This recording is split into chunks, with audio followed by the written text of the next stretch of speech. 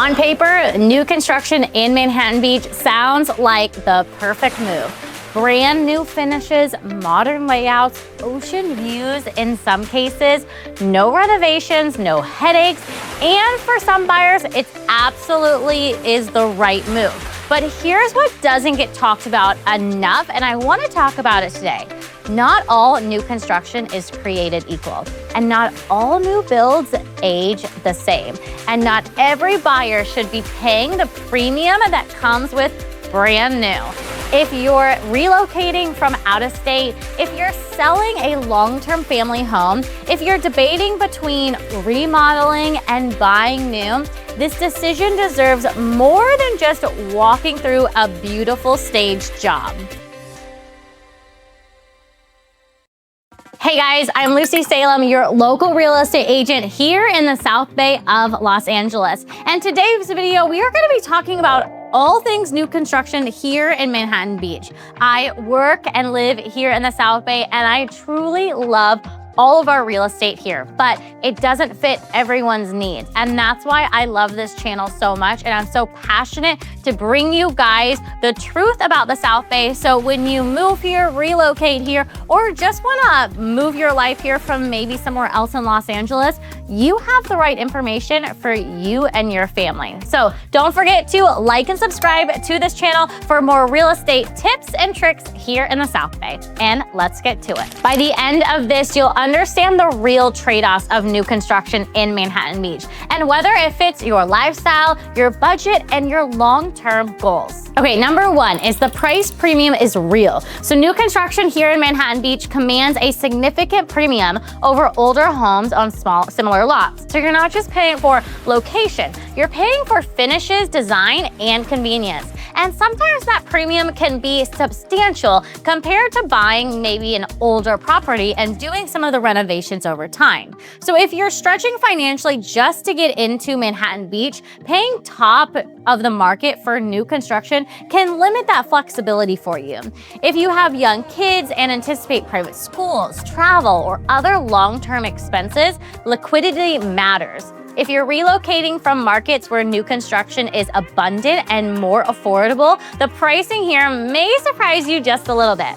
But you do gain the turnkey convenience. You sacrifice financial flexibility and sometimes lot size, but here's what's really good about that, is that you don't have to think about the renovations if you don't want to, and you can transition those thoughts to just being able to be here in Manhattan Beach and live your life. So it just depends on the buyer and what they're looking for. Okay, so here's a good example. Two homes on similar streets can differ dramatically in price simply because one is new and the other one is 25 years old, even if the lot size is identical. You're paying for ease.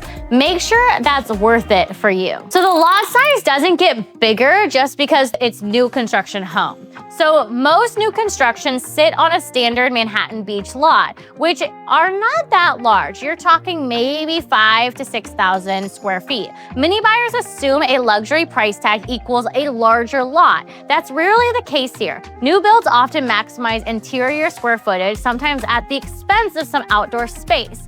If you have young kids and imagine a big backyard, this may not necessarily align. If you're relocating from a suburban neighborhood with wide lots and privacy, the density shift is noticeable. If you value outdoor entertainment space over rooftop decks, pay close attention to the layout. You gain modern interior flow, but you lose that traditional yard depth. Some buyers fall in love with the rooftop ocean views until they realize their minimal ground level space is very small. So new construction here in Manhattan Beach prioritizes vertical living over the expansive land. Not all builders build the same. Let me say that again, not all builders build the same. So finishes can look stunning during the showings, but long-term durability truly does matter. Flooring materials, window quality, insulation, soundproofing, and structural craftsmanship all impacting daily living. If you work from home, sound insulation does matter more than you think.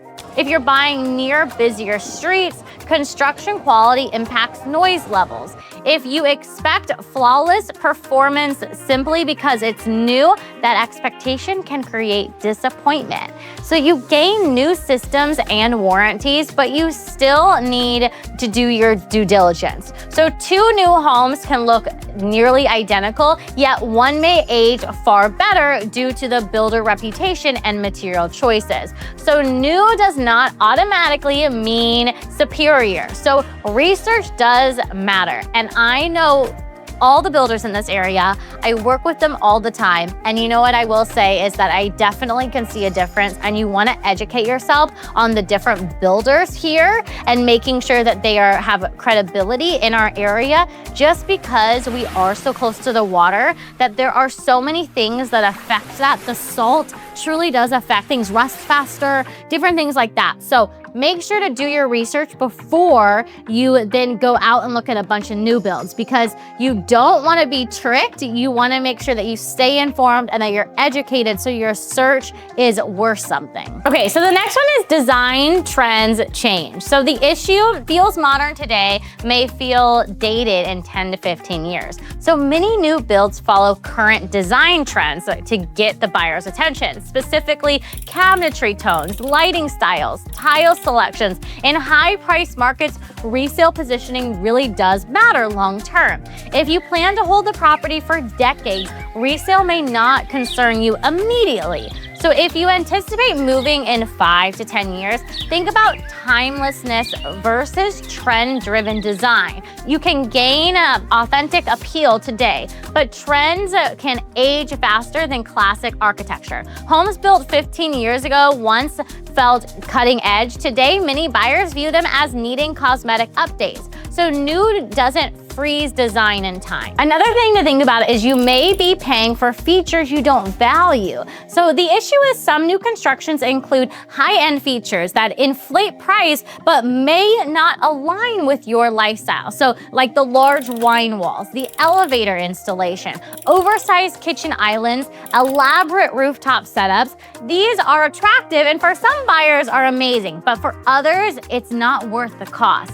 If you rarely entertain, certain upgrades may also feel unnecessary. If you work long hours and prioritize low maintenance over showpiece features, simplify your criteria.